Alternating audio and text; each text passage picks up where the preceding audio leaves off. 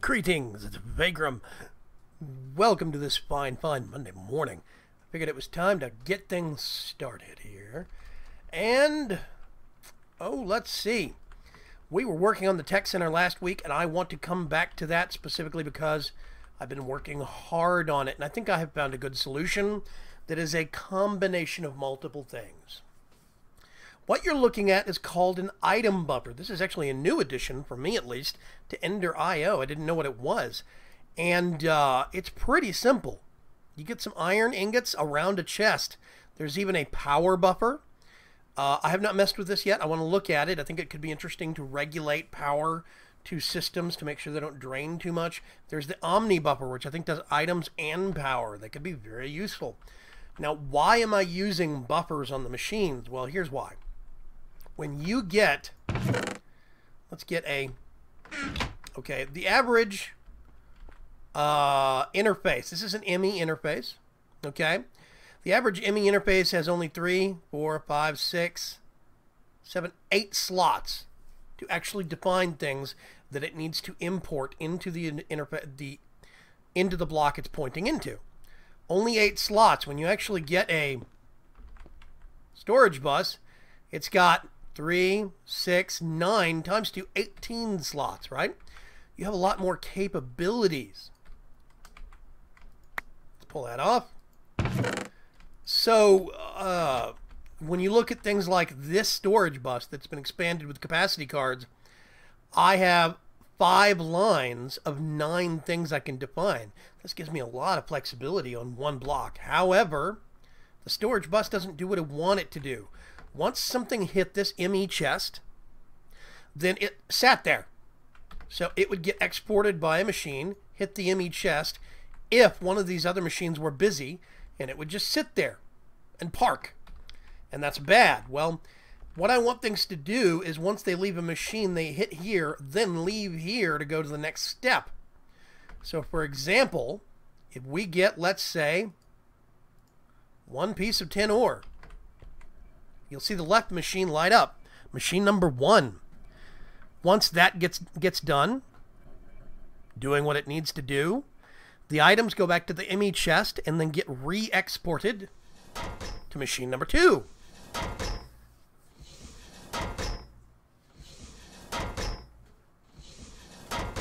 Then machine number 3.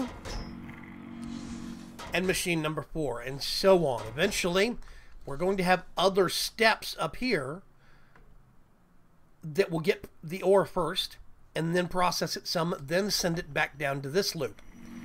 Now, I have 3 full canisters. That is 96,000 buckets, or 96 buckets, 96,000 millibuckets worth of oxygen times 3. So that's a lot of backup oxygen. I think I can actually afford to put some speed upgrades in here now and energy upgrades. So I'm probably going to do that here soon. I'll probably bump it up to 4, like at least 2 like this.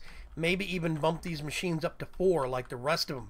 This one isn't bumped up because, well, this one wasn't, so I didn't see the need. But I'll probably see if I can get them all up to times 4 at least. I think anything other than that might be a little overkill, but we'll see. So basically what I have going on here is I have ME interfaces. These are normally full blocks. Let's go to interface. Right there, it's a full block, right? But all you have to do is get this thing and put it in the crafting grid by itself, and you can change it to a paddle, basically what I call a paddle interface instead of a full block interface. The paddles just stick on the side of a machine, basically. These blocks are 9 blocks, 3x3 grid, of extra space. It can hold and buffer everything going into the machine. Now, here's what's better though. You can define them to pull from one side and push out into another. So they are directional hoppers with even more storage. That's something I really like. Considering a hopper is a chest and 5 bars of ingots, this is only 3 extra ingots for a lot more functionality. I see the use of these things now. These might start getting used a lot more by me. So now what I can do is I can do an interface. Now, why did I decide to go this way with an interface? Because while I was just talking about interfaces being limited and compared to storage buses, well, first of all, interfaces are active exports. If iron ore hits the actual system, this has a higher priority and it goes out of here, out of the system via this interface. Once that ore gets processed, it goes back to the actual storage system in the form of clumps. Clumps get exported to this interface. The next step comes to the storage, and it's dirty iron dust, which gets exported here. Then dust gets exported here, and then once something leaves this, it's an ingot, which automatically gets sent over here. Now, I do still have a storage bus here. I might see if I end up getting stuff floating in this chest because something's backed up. We'll just have to see how that works. Hopefully, this is speedy enough to keep up with things. But I decided to employ the item buffers for several reasons. First of all, it gave me a little bit of a cushion between the AE system exporting and the machine processing it. Number two, it gave me an extra side, as you can see up here, because the problem I have, these are the only 5 things that need to get processed by the first machine and by the second machine. But when you get to the third machine, I haven't even begun to fill these up, because normally I would actually have silk touch on, which means I would have redstone ore coming into this machine. I would have lapis ore and diamonds and emeralds all coming into this machine. And I have 2 extra slots. Well, now I have 8 more up here. So I have 10 more slots to fill up with that ore. Once that stuff gets processed, it'll leave here and out through this, because diamonds, emeralds, lapis, etc., etc. So that means I can run the digital miner with silk touch and get more bang for my buck. Now on this machine, the smelter, I have a lot of stuff that needs to be smelted that doesn't need to go through the rest of this process. Like, for example, over here, yellowite ore gets processed and it comes to here as yellorium. I'm also going to start processing cinnabar ore so it becomes quicksilver drops. Well, quicksilver. So all of this stuff means that now I have an extra amount of growth space for these 2 steps. This is where the problem was hanging up. This is where one interface isn't enough, is these 2 machines, because I have more than 8 things that will be getting processed at any given point, or need to be processed. So now, if we have a whole bunch of stuff that gets thrown into the system,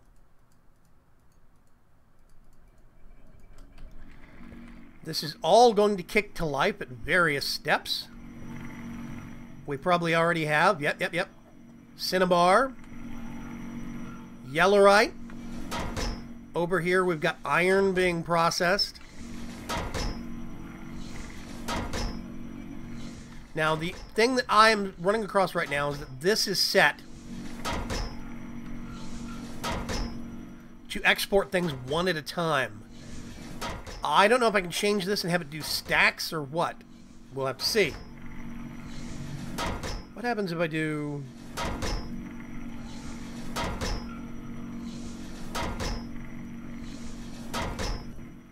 Okay. I can't make that do stacks or anything. So it all gets processed slowly, one at a time, getting exported into the actual system. I'm going to balance those 2 out.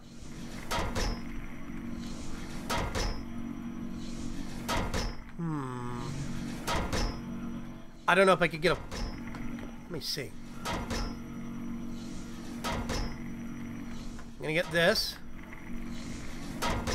2, 3, 4. Okay, I can do it in batches of 4. Interesting. 1, 2, 3, 4. 1, 2, 3, 4. 1, 2, 3, 4.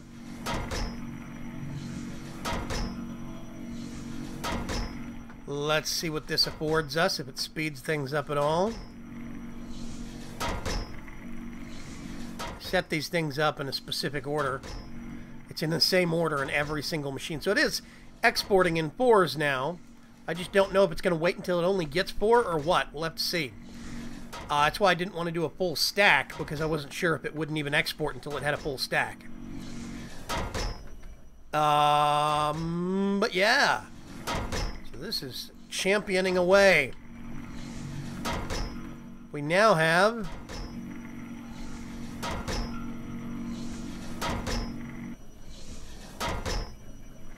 can't scroll wheel or anything. Those are getting put in one at a time. Do I have upgrade? I need those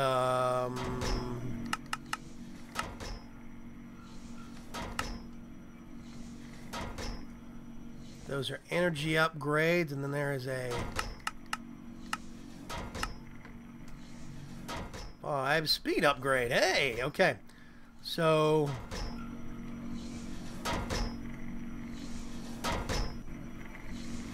that should take it up to 4 times. Now we come over here. 3 times. 4 times. Yes. Now what we actually have to see, it is pulling that oxygen in as quick as it can.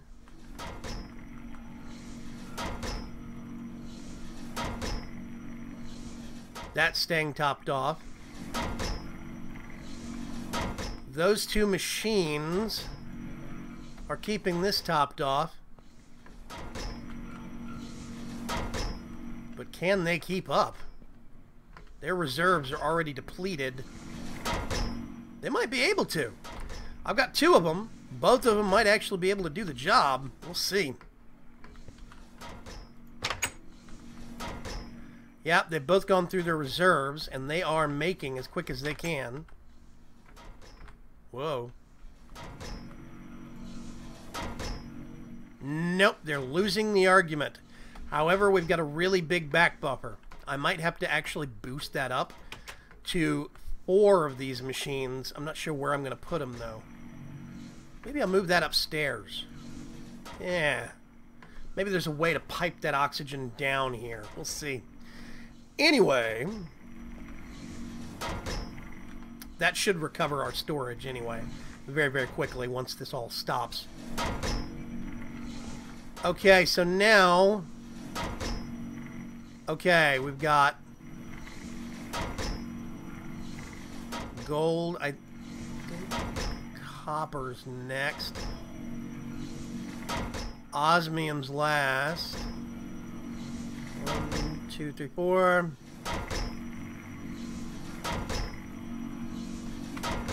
Okay, we go over here. Iron, gold, copper, tin, and osmium. I don't know if these things take speed upgrades or what. I don't know. We'll have to see.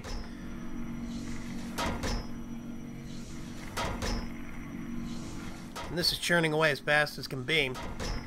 So it is all working. Now, a lot of people have asked me, why don't I just make separate production lines? One for all the ore that gets multiplied 3 or 4 times. One for the stuff that gets silk touched. One for everything that just gets doubled. And that probably would be simpler. But I see this system as more of a technical challenge. That's why I like it so much. This is one of the things that really appeals to me. I like the fact that I can have this whole system. I can have one set of machines that can selectively process everything, or intelligently process, if you were. And I really like this idea. This is going to be very, very good. Now, my next thing that I'd love to see happen is figure out a way to run wood through this system and have it keep 50% of the logs and turn the other 50% of the logs through the sawmill into planks. That is going to be a challenge. But how do I get it to balance out 50-50? I'm still thinking about that one. But I think this is actually going to be a good idea. I really do like this system, and I really want to say thank you to everyone that chimed in the comments. I had a lot of great comments last week about the alternatives. Somebody pointed out these items, the item buffers from Ender.io. Somebody said, don't forget interfaces. And I had forgotten interfaces, I will be honest. But this means that we can kind of have the system we want, the way that we want it. We can have our cake and eat it too. I have always hated that phrase. Now that I think about it, I don't like that phrase. Anyway, we're barely denting the full capabilities of our center here. We've got a whole nother floor, and we still need to run some pipes up through the actual structure. But all in all, I definitely think it's going to be great. Now, one problem I'm going to have is I need tank storage for brine, among other things. And we're just going to have to figure out tank storage for brine. We're going to have to figure out how we want to handle that. Because I didn't really account for that. What I could do is build the third floor, but have the third floor be entirely liquid storage. And I am still tempted to do that. Option number 2 is I see if there's space under the superstructure down here, under the flooring, but I think we're on top of actually some of the sewer system. Yep, come down in the sewer team's bathroom. There's Teddy here and the only Bentley. So, that is gonna be... No. Let's put that like that. I'm hoping that's gonna be okay. I'll go check it later. I could put some tanks down here, but they'd have to be small. Like, what is it? Pressurized? Yeah, pressurized fluid tank. Blast resistant. This holds 32 buckets worth of liquid, if I remember right. The default Ender-IO tank only holds 16. So that is one of the denser options for liquid storage in small spaces. We could double stack them, but I don't think that's going to be enough brine. I think we're really going to want to have a backstock somewhere. So I'm going to have to figure out what I want to do about the brine storage. I could have some separate tanks just standing, freestanding out here. Or make an actual liquid storage, almost like a water tower, but it would be a brine tower right here. I think that could be cool also. Cross-connect some pipes to the processing center. That might be an idea. The big thing that we're going to want to have, though, is a lot of storage for brine solution. Specifically, brine solution gets used in the higher levels of actual storage. I mean, of processing. I know there's at least 2 other chemicals that we're probably going to want to have big storage for. At least 1 other, if not 2 other. Plus, we're going to have storage for everything that comes into these systems. Whoops. Everything that comes in here, we're going to actually have to eventually remove out these iron and I think put out... What is it? Gold... Or, no. At mechanism. Let's go this way. So, okay, there's iron dust. What is that? A lead dust. Yeah, there's clumps. There's dirty dust. This is what I'm talking about. Shards and crystals are going to end up coming into this system. What use do these have? Chemical injection chamber. So the shards are what end up coming in here instead of the ore. The shards go through the higher levels of processing. And all that stuff's going to be up here, making the chemicals and making the ore get to that various state. But that does mean that I'm going to have at least 5 temporary holding tanks, probably pressurized Ender-IO tanks, that will hold a little bit of this fluid to buffer it up here. Still figuring that one out, but I think it's going to work out. I've got some ideas in my head. I really want to hear from you guys on what you think about this system. I'm really curious what you think. If you think I'm overkilling it, is it too complicated, or what? Because right now we have tons of storage. If you look, this stuff's barely being dented. Now, I don't know why. Whoops. This. Oh, I don't have these on here. Oh, silly me. I forgot something. Whoa, that's going to bug the crap out of me. Here we go. So now, when they come in through here, they'll completely bypass this and go straight to here. And as you can see, we have ingots coming in that go off to the main AE system for storage. This is awesome. This makes me very happy. The only thing this set is being used for is ore and all the temporary states of buffering for like dust and dirty dust, which is great. That means now that we have tons of storage. And if you look, that's barely getting dented. Barely getting dented. So this makes me very, very happy. We could easily add a drive bay here with multiple 64K drives just to make sure we have tons of space. But this pleases me. This option right up here to be able to actually put an interface on the side or on the top means that I have the extra buffer space that I need. And as you can see, the item buffers are kind of helping to even out the speed of things. So, yeah. Well, this is VAYGRIM'S signing off on this nice Monday. I really hope you're going to have a great week. I'm hoping to have one too. Two things. Here on the main channel, we've got some new series starting off. Agrarian Skies 2 kicks off today. It's probably already gone up by the time this episode goes up.